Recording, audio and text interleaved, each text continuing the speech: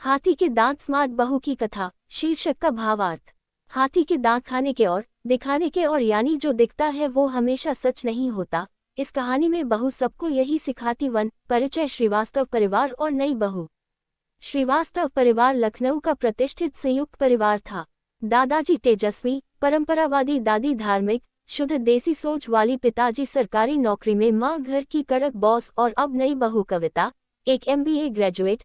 आधुनिक पर संस्कारी। शादी होते ही माँ बोली, अब ये पढ़ाई लिखाई छोड़ो, हमारी बहू बनो, घर संभालो। 2 कविता दिखती सीधी लेकिन अंदर से बेहद चतुर। कविता ने पहले दिन से समझ लिया यहाँ बातें मीठी होंगी लेकिन सोच तीखी। उसने सबकी पसंद नापसंद, कमजोरी और स्वभाव को नोट करना शुरू किया। हर कोई सोच रहा था कि ये बहू तो भोली है, पर कविता ने ठान लिया था अगर हाथी के दांत दिखाने के और होते हैं तो मैं भी उन्हें दिखाऊंगी, पर समझदारी से। 3 जांच शुरू। बहू की इंटेलिजेंस एक्टिव। पहला मिशन, दादी और चाय। दादी हमेशा बोलती, हमारी बहू तो देसी चाय भी नहीं बना सकती। कविता ने एक दिन खास कुल्हड़ वाली इलायची चाय बनाई और दादी ने पहली बार मुस्कुरा के कहा, अरे वाह, ये तो कमाल हो गया।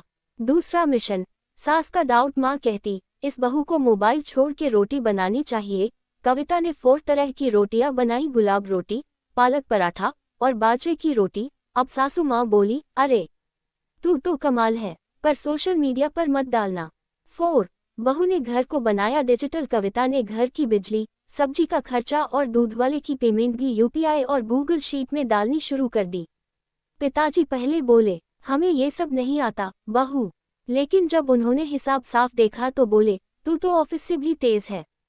5 जब बुआ जी और चाची जी की चुगली शुरू हुई, अरे कविता तो बस दिखावे की स्मार्ट है, अंदर से कुछ नहीं आता। चाची बोली, MBA करके भी दाल जलाती है। कविता मुस्कुराए और अगले दिन परिवार को एक्सेल ट्रेनिंग देने बैठ गई, जिसमें बुआ चाची भी बिठा दी गई। बाद में वही बुआ बोली, कविता तो हमारी डिजिटल बहू है।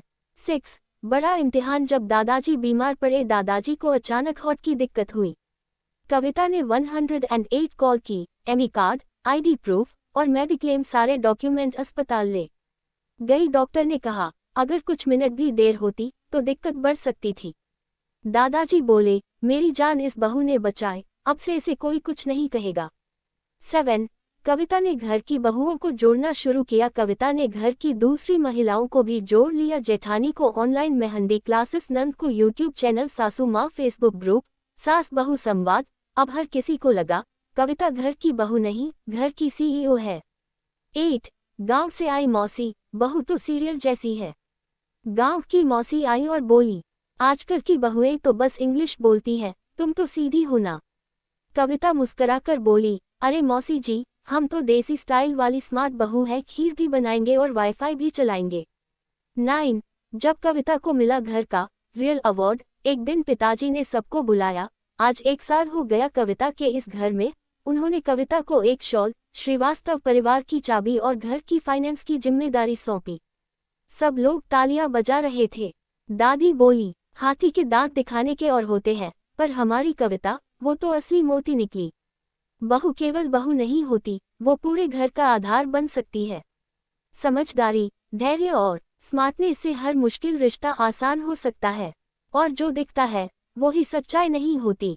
हाथी के दांत दिखाने के और खाने के और, पर असली समझदारी होती है दोनों में फर्क पहचानना।